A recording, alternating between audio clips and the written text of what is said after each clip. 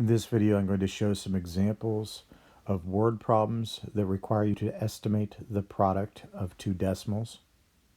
Remember that estimates are meant to be done quickly and mentally, so you should not need to multiply out the actual numbers in order to get your estimate. Question 1 says Rose is buying 2.75 pounds of apples. If the apples cost $1.85 per pound, about how much will Rose pay for the apples?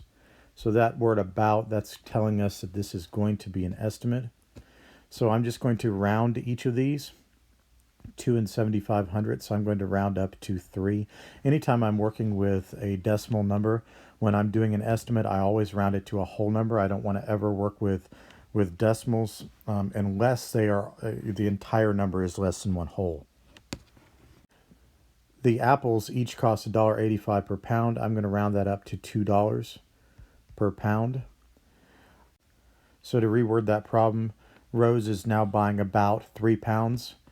If the apples cost about $2 for each pound, that's 3 groups of 2, which is $6 that she's going to pay for the apples.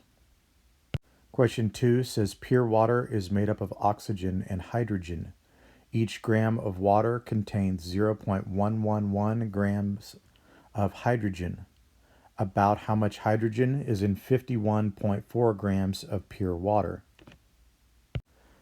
We know that this is multiplication because we have 51.4 groups of 0.111.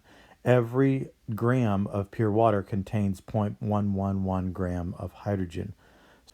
This does tell us that we are going to estimate. And this is an example of where I am going to round to a decimal number because my entire number here is less than a whole. But when I round this, I want to round it to something that is very easy that I can do in my head. So usually what I choose is just a unit fraction, which means a fraction that has 1 in the numerator. So I'm looking for something that 111 thousandths is close to, that is a unit fraction. And in this case, 111 thousandths is really close to 1/10. And I can write that as a decimal or as a fraction. It doesn't really matter. And then the 51.4 grams, I'm going to round that to 50. I'm going to ignore the decimal, and then 51 would round to 50. If we then look at the problem, it basically says that each gram of water is 1/10 hydrogen. So if we have about 50 grams of water, 1/10 of its hydrogen, 1/10 of 50 is 5 grams. Question 3 says a company manufactures car parts that need 2.3 kilograms of zinc per part. To the nearest tenth of a cent, the unit price of zinc is $2.328 per kilogram.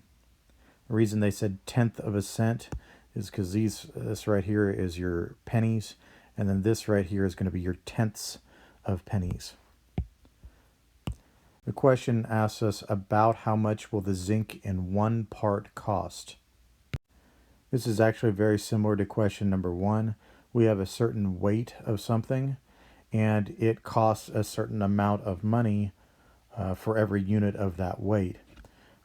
Because this says about, I am going to round. So instead of 2 3/10 kilograms, I'm going to round that to 2.